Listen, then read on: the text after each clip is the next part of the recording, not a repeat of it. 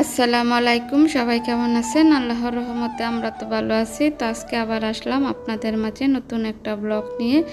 তো আশা করি সবাই পাশে থাকবেন, তো দেখবেন। তো আমি আজকে কি রান্না করব তাই দেখাবো। তো এখানে আমি আলু কেটে নিয়েছি, আর আমার বাগান থেকে অনেকগুলো ডাঁটা শাক তুলে এনেছি, আর এখানে চিংড়ি মাছ কেটে নিয়েছি। তো আমি চিংড়ি মাছ দিয়ে ডাঁটা শাক দিয়ে আলু দিয়ে রান্না করব। আর এই খাবারটা খেতে অনেক মজার, এই তরকারিটা অনেক মজা হয়, যেহেতু চিংড়ি মাছ দিয়ে ডাঁটা দিয়ে রান্না করলে এভাবেও অনেক মজা হয়। তো তার জন্য আমি এখন এখানে কড়াইতে পেঁয়াজ দিয়ে সব রকমের মশলা দিয়ে দিয়েছি। দিয়ে এখন আমি মশলাটা কষিয়ে নেব। কষিয়ে তারপরে এখন আমি ডাঁটা দিয়ে আলু দিয়ে আর চিংড়ি মাছ দিয়ে রান্না করব।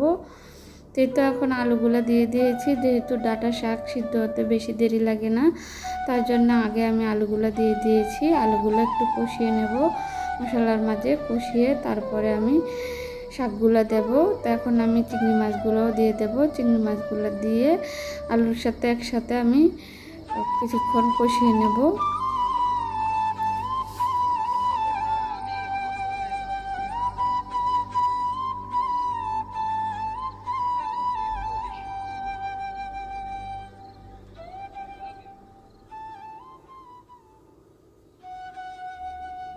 তো সবার কাছে আবারও রিকোয়েস্ট, প্লিজ আমার চ্যানেলটা যদি ভালো লাগে সবাই সাবস্ক্রাইব করবেন, পাশে থাকা বেল আইকনটা বাজিয়ে দেবেন, সাথে একটা লাইক দেবেন।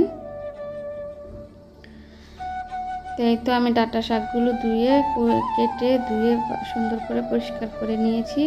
তো এখন আমার আলুটা কষানো হয়ে গেছে। তো আমি এখন ডাঁটা শাকগুলো দিয়ে দিলাম। এই তো ডাঁটা শাকগুলো দিয়ে আমি একসাথে মিক্স করে দিয়েছি।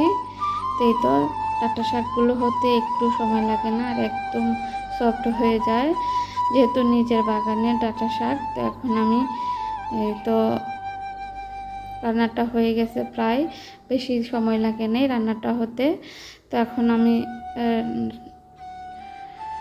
চিংড়ি মাছ দিয়ে আলু দিয়ে আর ডাঁটা দিয়ে রান্না করে নিলাম। আর এই রান্নাটা অনেক মজা হয়েছিল, খেতে অনেক ভালো হয়েছিল।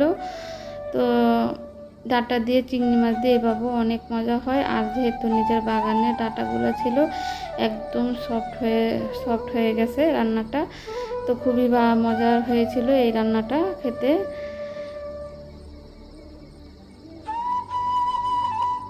দেখতে যেমন সুন্দর হয়েছে, খেতেও অনেক মজা হয়েছিল। তো এই তো আরও রান্না করব, আজকে হাঁসের মাংস রান্না করব। তার জন্য আমি হাঁসের মাংস ভিজিয়ে রেখেছি। তো হাঁসের মাংসটা ভালো করে এখন ধুয়ে পরিষ্কার করে নেব। তো হাঁসের মাংস রান্নার পরে আরও অনেক কাজ আছে। এই যে হাঁসের মাংসটা দেখেন, অনেক সুন্দর। এই হাঁসের মাংসটা খেতে অনেক ভালো হয়েছিল। তো আজকে আর ফুল রান্না দেখাবো না, ফুল রান্না দেখালে অনেক বড় হয়ে যায়, তার জন্যে এখন আমি শুধু বসাবো আর কি রান্না করব তাই দেখাবো আপনাদেরকে। তো এখন আমি এই মাংসটা ধুয়ে অনেক পরিষ্কার করে নিয়েছি। তো এখন রান্না চলে যাব। রান্নার জন্য আমি এখানে কড়াইতে পেঁয়াজ দিয়ে দিয়েছি, আর সব রকমের গরম মশলা দিয়েছি, এলাচ, দারচিনি, লবঙ্গ দিয়ে দিয়েছি। দিয়ে এখন আমি একটু ভেজে নেব তেলে পেঁয়াজগুলো।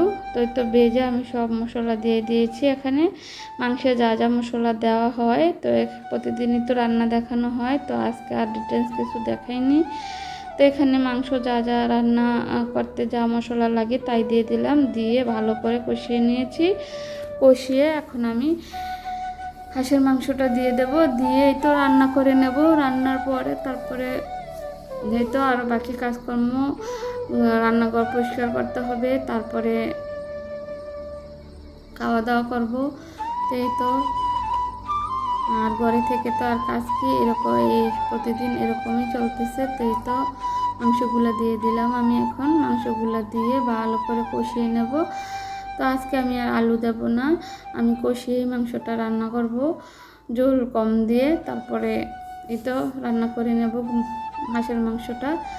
তো আজকে আর ডিটেল বেশি কিছু দেখাবো না, এখানেই শেষ করে দেব। তো আরও বাকি কাজকর্ম আছে, ওগুলো করে নেব আর কি। তো আফি পায়সাকে খাওয়াতে হবে, তো দুজনকে গোসল করাতে হবে। তো দুই ভাই বোনকে গোসল করিয়ে খাওয়া দাওয়া শেষ করব। তো এই তো আজকের মতো এখানেই শেষ করে দিলাম। সবাই ভালো থাকবেন, নিরাপদে থাকবেন, সুস্থ থাকবেন এবং আমাদের জন্য দোয়া করবেন। আল্লাহ হাফেজ।